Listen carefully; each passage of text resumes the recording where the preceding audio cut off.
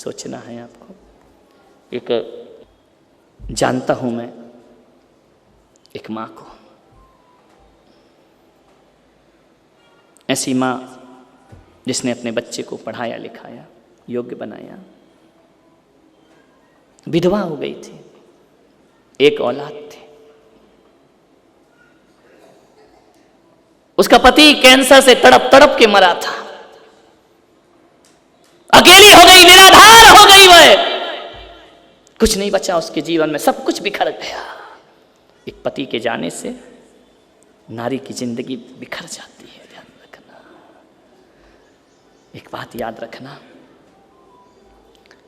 बहुत परेशान हो गई वह मां, लेकिन उसने एक संकल्प किया कि मेरा बेटा एक दिन डॉक्टर बनेगा, मैं पढ़ा लिखा कर उसको डॉक्टर बनाऊंगी, जैसा मेरा पति तड़प तड़प के मरा है।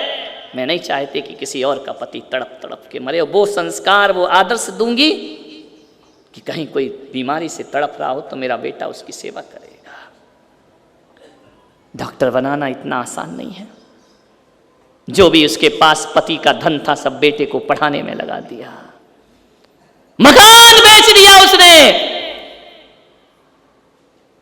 बेटा शहर में जाकर पढ़ रहा है, उसने गहने बेच दिए, सब कुछ। बस यही सोचती थी कुछ दिन की तो बात है ना, उसके बाद तो सब अच्छा हो जाएगा, मेरा बेटा डॉक्टर बन जाए, बस सब कुछ किया उसने। फीस बढ़ते गई, पैसा कम होते गया, झाड़ू पोंछा करती, झाड़ू लगाती, बर्तन साफ करती। लोग कहते इस अवस्था में क्यों करती? बोले बस मेरा बेटा डॉक्टर बन जाए। सारी दुनिया से ये कहती, मंदिर जाती तो हाथ उठाती कि हे परमात्मा मेरी औलाद को डॉक्टर बना दे, मेरी औलाद को सफल कर दे, मेरा बच्चा फेल नहीं होना चाहिए, मैं बहुत मेहनत से उसे पढ़ा रही हूँ।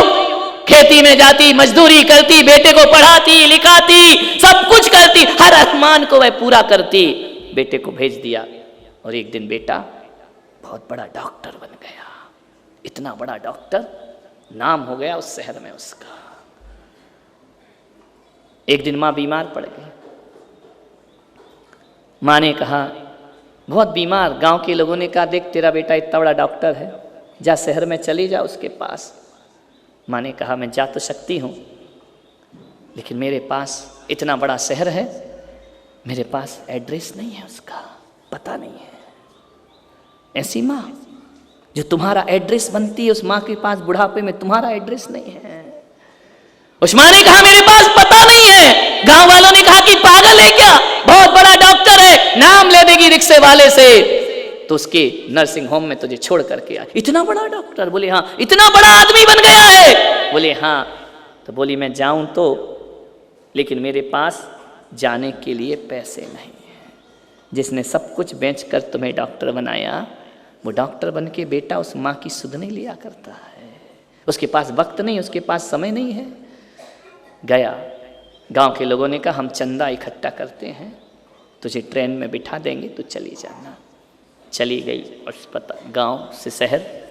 जैसे ही पहुंचती है, एक रिक्शे वाले से कहती है कि ए भाई, अमुक डॉक्टर का नर्सिंग होम कहाँ है, तुम जानते हो उसे?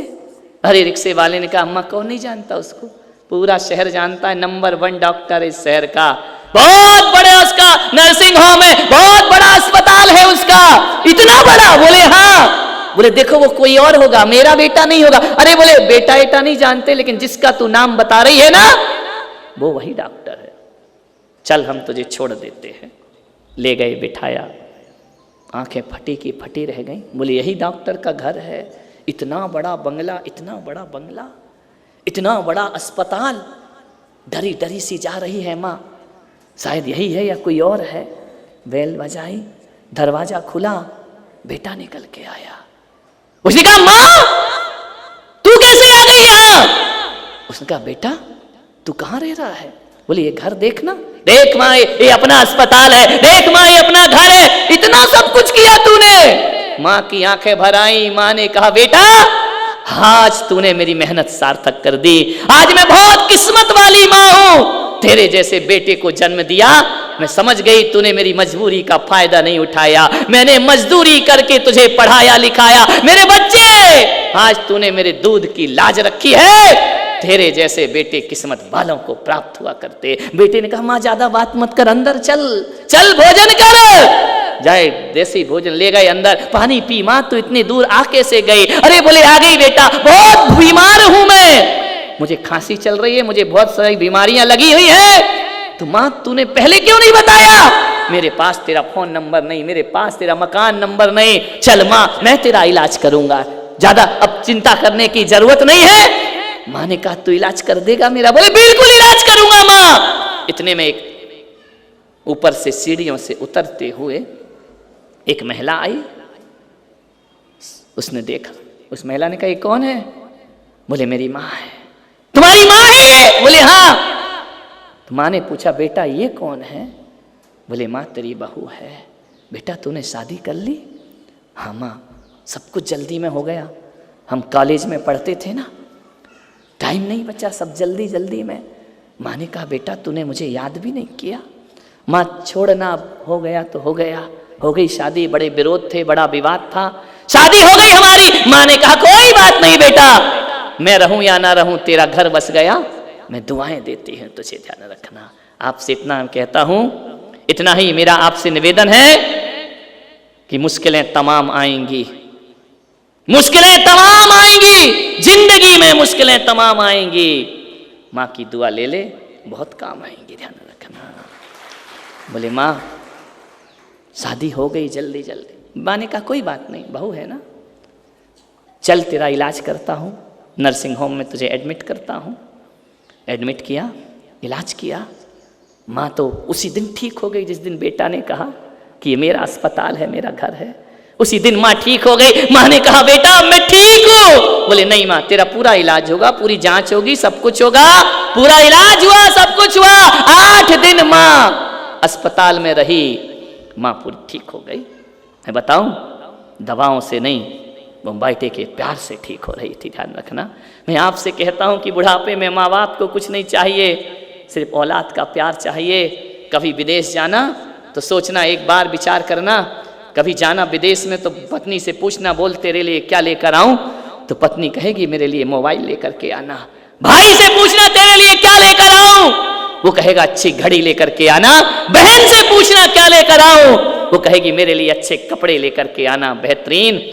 कभी माँ से पूछना कि माँ विदेश जा रहा हूं, तेरे लिए क्या लेकर आऊं? तो माँ कहेगी बेटा तू कुछ लाए या ना लाए, मेरा लाल तू वापस लौट करके आ जाना, ध्यान रखना। घर के जितने रिश्ते हैं वो सामान के रिश्ते हैं, माँ का रिश्ता सामान का नहीं, माँ का रिश्ता दिल का रिश्ता हुआ करता है। मेरे बच्चे तू वापस लौट करके आ जाना, तू सुरक्षित लौट करके आ जाना। एक बात तो बताओ, पत्नी को आभूषण की जरूरत है, श्रृंगार की जरूरत है, कपड़ों की जरूरत है, बच्चों को मोबाइल की जरूरत है, हर किसी को कार की जरूरत है। लेकिन परिवार में झांक करके देखना, एक माँ ऐसी है जिसे सामान की नहीं, केवल तुम्हारी जरूरत है कि मेरा बेटा मेरे पास होना चाहिए। वो बेटे के सिवा और कुछ नहीं चाहती। कभी बूढ़ी माँ से कहना अच्छे कपड़े लाओ, तो माँ कहती नहीं बेटा है ना अच्छे, क्या करना है, माँ कार लेकर आओ। नहीं बेटा क्या दिक्कत है, जैसा है सब सही है, ध्यान रखना। मुसीबत में कोई साथ देती है तो माँ देती है, ध्यान रखना।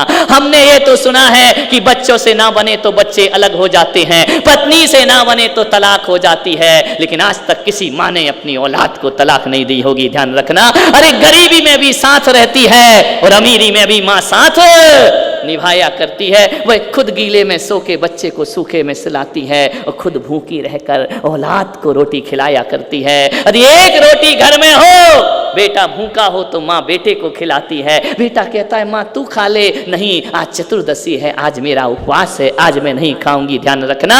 खुद भूखे रहकर तुम्हें पालती है। जब तुमसे चलते नहीं बनता था, माँ ने उंगली पकड़ के चलना सिखाया था। तुम तो अपनी दम पे चलना भी नहीं सीख पाए मेरे भाई, तुमसे बोलते नहीं आता था तो इस माँ बाप ने बोलना सिखाया है। ये माँ बाप ना होते तो जानवरों की तरह मिमियाते रहते, शब्द तुम्हारी जुबान पर ना आते। अरे तुम्हें तो खाना भी नहीं आता था, वह खाना भी माँ ने खाना सिखाया है। अरे नादानो, तुम्हें तो कपड़ा पहनना भी नहीं आता था, वह कपड़ा पहनना भी तुम्हें तुम्हारी माँ बाप ने सिखाया है, ध्यान रखिए। आज तुम जो कुछ भी हो, तुम्हें क्या आता था बचपन में, सबसे पहले तुम्हें माँ बाप ने सिखाया है, ध्यान रखिए।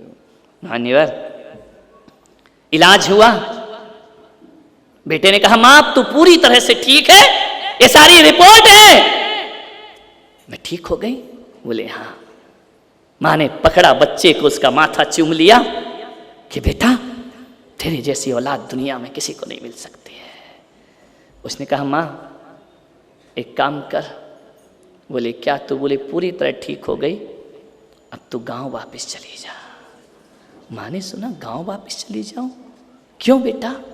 नहीं नहीं चिंता मत कर, देख मैं भी डॉक्टर हूं, तेरी बहू भी डॉक्टर है। माँ एक बात बता, कैसे हम तुझे समय देंगे? रात दिन हमारी कभी भी ड्यूटी लग जाती है। गांव तुझे बहुत अच्छा लगता है ना? माँ के कान में शब्द ऐसे लग रहे थे जैसे कोई गरम गरम शीशा डाल रहा हो नाखों कानों में। उसने कहा बेटा मैं गांव चली जाऊं? बोले हाँ माँ गांव चली जा, जब भी बीमार हो ना ये बेटा है ना आएगा तेरा इलाज करेगा। माँ ने कहा कि मैं जाऊं? बोले हाँ ठीक है, कल सुबह की गाड़ी से मैं चली जाऊंगी। माँ ने अपने सूटकेस तैयार किया। बोले बेटा मैं आज जाऊंगी? बोले हाँ माँ चली जा। वो जैसे ही जाने लगती है वह डॉक्टर बेटा अपने कोट में हाथ डालता है। माँ सोचती है कि कुछ किराया देगा, कुछ भरण पोषण देगा। वो रुपया नहीं देता, वो एक कागज का टुकड़ा देता है और कहता है माँ 8 दिन तेरा इलाज हुआ है ना, उसका बिल काउंटर में जमा करके जाना। मैंने तुझे दवाइयां दी है उसका बिल दे के जाना, डॉक्टरों की फीस दे करके जाना। माँ जो कुछ भी हो, इस अस्पताल के यही कायदे हैं कि जो भी हो बिल चुका के जाना पड़ेगा। माँ ने पर्चा हाथ में लिया, एक निगाह पर्चे पे डालती है, एक बेटे पर डालती है। माँ देखती है एक हाथ में बिल है और सामने खड़ा मेरा दिल है, ये बिल मांग रहा है मुझसे। माँ की आंखें भर आईं, माँ की जमीन खिसकने लगी पैरों तले। उसने कहा कि गांव वालों मैं वहीं मर जाती तो अच्छी होती, कम से कम ये दिन मुझे देखने को नहीं मिलते। मेरी औलाद मुझसे बिल मांग रही है। उसने कहा बेटा जो माँ तुझे डॉक्टर बना सकती है ना, वो माँ तुझे बिल भी चुका सकती है, ध्यान रखना। बस मुझे गांव जाने की मोहलत दे दे, तेरा पैसा मैं, ध्यान रखना, एक वचन देकर जाती हूँ, सांस बाद में छोड़ूंगी, तेरा पैसा पहले चुकाऊंगी, ध्यान रखना। मैं मरने से पहले तेरा एक एक पाई चुकाऊंगी, बस बेटा मुझे घर जाने की मोहलत दे दे, ध्यान रखना। मैं गरीबी में तुझे पढ़ा सकती हूँ तो दवाइयों का बिल मेरे लिए कौन सी बड़ी बात है, ये बिल मैं जरूर चुकाऊंगी। उस बेटे ने निगाहें नीची कर ली, मैं तेरा बिल जरूर दूंगी, लेकिन आज ये माँ तुझसे कहती है गांव जाने से पहले ऐसी निकम्मी औलाद पैदा हो गई इस धरती पर जो माँ बाप से पैसा मांगा करते हैं, ध्यान रखना। बचपन में भी पैसा मांगा, जवानी में भी पैसा मांगा, बुढ़ापे में भी पैसा मांगा। तुमने अपने माँ बाप को दिया क्या है अपनी जिंदगी में, ध्यान रखना। लिया ही लिया है, रातें कुर्बान की हैं उस माँ ने तुम्हारे लिए। उस माँ से बिल मांगते हो दवाई का, उस माँ से कहते मकान मेरे नाम कर दे, उस माँ से कहते दौलत मुझे दे दे। मान्यवर आपसे निवेदन, उस माँ ने कहा बेटा मैं भी तेरी माँ हूं, जरूर बिल चुकाऊंगी, लेकिन एक पर्चा यदि माँ दे देती ना कि बेटा तू 8 दिन का किराया मांग रहा है अस्पताल का, बोल मैं 9 महीने का किराया मांगती हूँ अपने कोख का। है तेरी तिजोरी में इतना धन, मैं आपसे पूछता हूँ औरंगाबाद वालों, कितने भी करोड़पति बन जाना, माँ की कोख का किराया चुका सको, इतनी बड़ी दौलत भगवान ने किसी को नहीं बख्शी इस धरती पर, ध्यान रखना। तुमने कह दिया कि दवाइयों का बिल दे, और माँ एक पर्चा पकड़ाती कि मैंने तुझे बचपन में अपनी आंचल का दूध पिलाया है, ए बच्चे मुझे मेरे दूध का बिल दे दे। ये 10 यदि सामने आ जाए ना तो सारी दौलत मिट्टी का ढेर बन जाएगी। बाजार में गाय का दूध मिलेगा, बकरी का मिलेगा, भैंस का मिलेगा, बाजार में माँ का दूध नहीं मिला करता है, ध्यान रखिए। उस दूध का किराया तुम्हारे पास है। तुम्हारी माँ कह दे कि बोल मैंने तेरे लिए रातें जाग जाग कर काटी हैं, उसका पैसा चाहिए मुझे। और माँ कह दे कि मैंने तेरे गंदे कपड़े धोए हैं, उसका बिल चाहिए मुझे। तो बोलो यहाँ इस बैठी भरी सभा में और यूट्यूब से सुन रहे लाखों लोग, मैं प्रश्न करना चाहता हूँ, क्या तुम्हारी तिजोरी में इतना धन है माँ की रातों के पैसा चुका सको? है, ध्यान रखना। तुम्हारे पास इतनी दौलत है, माँ के अरमानों ने जिसने तुम पर लुटाए हैं, जीवन बर्बाद किया है, वो दे सको, ध्यान रखना। मैं आपसे एक ही निवेदन कहता हूं, ऐसी निकम्मी नपुंसक औलादें जो माँ बाप को बिल दिया करते हैं बुढ़ापे में, ध्यान रखिए। अरे माँ बाप के तो इतने एहसान होते हैं कि अपने शरीर की चमड़ी उतार कर 10 जन्म भी जूतियां पहनाओ तो भी माँ के ऋणों से कोई मुक्त नहीं हो सकता इस संसार में, ध्यान रखिए। माँ को जवाब देते हो, जिसने तुम्हें बोलना सिखाया उसे चुप कहते हो, तुम्हें शर्म नहीं आती है? ध्यान रखना, कैसे तुम माँ बाप से प्यार करते हो। एक बूढ़ा बाप यदि एक चीज को 2 बार पूछ ले तो बेटे को गुस्सा आता है। तुम्हें याद है वो दिन जब बचपन में एक चिड़िया आती थी तुम्हारे घर में, तुमने छोटे थे तो पूछा था पापा ये क्या है? पापा ने कहा बेटा चिड़िया है। थोड़ी देर बाद फिर आई चिड़िया, आपने कहा पापा ये क्या है? पापा ने कहा बेटा ये चिड़िया है। चिड़िया 10 बार आई, तुमने 10 बार पूछा, पापा ने कहा बेटा ये चिड़िया है। 10 बार पापा ने बोला, गुस्सा नहीं आया। लेकिन आज बुढ़ापे में बाप एक बात को 2 बार पूछ ले, बेटे को गुस्सा क्यों आ जाता है? बेटा क्यों कहता है? तुमको एक बार का समझ नहीं आता क्या? बार बार वही बात बोलना पड़ती है पापा, तुम्हें एक बार का समझ नहीं आता। यदि बचपन में बाप ने कह दिया होता तुझे एक बार का समझ नहीं आता, आज किस पर अकड़ते हो तुम? ये माँ बाप यदि तुम्हें पालते नहीं ना, जन्म दे के किसी कचड़े घर में फेंक आते तो किस पर अकड़ते तुम? ध्यान रखिए, माँ बाप के दम पर अकड़ रहे हो ना तुम। मान्यवर, मेरा आपसे निवेदन है, लाखों रुपए कमाना बहुत आसान है, एक बच्चे को पालना बहुत कठिन काम हुआ करता है, ध्यान रखना। करोड़पति बनना बहुत आसान है, लेकिन एक बात ध्यान रखना, अपने माँ बाप को इज्जत देना बहुत कठिन काम होता है। दुनिया से सम्मान बटोर सकते हो, लेकिन माँ बाप, ध्यान रखना, भगवान के मंदिर जाते हो ना भिखारी की तरह, भगवान मांगने के बाद देता है, गुरु मांगने के बाद देता है, बहन भाई मांगने के बाद देते हैं। माँ ऐसी भगवान है जो बिना मांगे बच्चे को सब कुछ दे दिया करती है। मांगने की जरूरत नहीं पड़ती है, माँ सब कुछ दे दिया करती है। मैं आपसे निवेदन करता हूं, हिंदू बनो, मुसलमान बनो, जैन बनो, सिख बनो, ईसाई बनो या ना बनो, धार्मिक बनो या ना बनो, मैं हर जन्मेदनी से यही कहता हूं, हर बेटे को इस जन्म में कोई बड़े ऑफिसर कलेक्टर बन पाओ या ना बन पाओ, हर बेटे को अपने माँ बाप का श्रवण कुमार जरूर बनना चाहिए, ध्यान रखना है। आज इस देश को श्रवण कुमारों की जरूरत हुआ करती है, ध्यान रखिए। एक अपनी बात समाप्त करता हूँ, समय ज़्यादा हो गया है। एक बेटे ने बहुत अच्छा ऑफिस खोला, पिता को बुलाया कि पिताजी आओ देखो मैंने कितना कमाया है, कितना बड़ा आदमी बन गया, मेरे ऑफिस का उद्घाटन करो। पिता गया, जैसे ही गया पिता देखा कि मेरे बेटे ने बहुत कुछ कमा लिया, इतना बड़ा ऑफिस बना लिया है, इतना बड़ा व्यापार खड़ा कर लिया। मालूम है, उस बेटे से उस पिता ने पूछा कि बेटा एक प्रश्न कर सकता हूँ तुझसे? बेटे ने बोला करो। बोले कि दुनिया में सबसे ज्यादा किस्मत वाला कौन होता है? सबसे ज्यादा सौभाग्यशाली कौन होता है? उसने कहा पिताजी सबसे ज्यादा सौभाग्यशाली। बोले आज तूने इतना बड़ा ऑफिस बनाया है, तो एक बात बता बेटा, इसमें तूने किसकी दम पर बनाया? उसने कहा पिताजी मैंने अपनी दम पे बनाया, मैंने ही सब कुछ किया है, मैंने ही मेहनत की है, मैंने ही सब कुछ किया है, मैं ही सब कुछ हूँ इस दुनिया में, मेरे से बड़ा दुनिया में कोई नहीं होता है। पिता ने कहा शायद कमा के अकड़ आ गई होगी।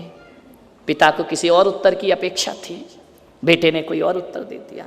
बोले पिताजी जो भी है ना इस दुनिया में वो सब मेरी बदौलत है, सब मैंने किया है, सब मेरे से हुआ, ये व्यापार मेरा है, सब कुछ मेरा है। पिता ने कहा ठीक है बेटा, तू कुछ बदल नहीं गया? बोले नहीं पिताजी, मैं कहाँ बदला हूँ, जो कुछ भी है ना वो सब मेरा है। पिता ने कहा ठीक है। पिता जाने लगा, बेटे ने कहा इधर आओ पिताजी, मैं समझ गया तुम अंदर क्या सोच रहे हो, तुम यही सोच रहे ना कि मुझे अकड़ आ गई, लेकिन मैं कहता हूँ पिताजी मेरे से बड़ा मेहनती, मेरे से बड़ा सक्सेस आदमी और मेरे से बड़ा किस्मत वाला इस दुनिया में कोई नहीं हो सकता है, मैं ही सब कुछ हूँ। बोले क्यों बेटा, ऐसी भाषा क्यों बोल रहा है? बोले आज जो इतना बड़ा सौभाग्यशाली हुआ हूँ ना, इसलिए हुआ हूँ कि मेरे पास तुम्हारे जैसे पापा हैं, ध्यान रखिए, तुम्हारे जैसे पिता हैं, इसलिए आज मैं इतना बड़ा हुआ हूँ। और जो मैंने कहा ना कि मैं सबसे बड़ा सौभाग्यशाली हूँ, सौभाग्यशाली इसलिए हूँ पापा कि तुम्हारा आशीर्वाद मेरे सिर पर है, ध्यान रखना। एक घड़ा कितना भी बड़ा हो जाए पापा, उसने घड़े के पास ले गया, इस घड़े का पानी देखो पापा, ये मिट्टी का घड़ा कितना बड़ा है।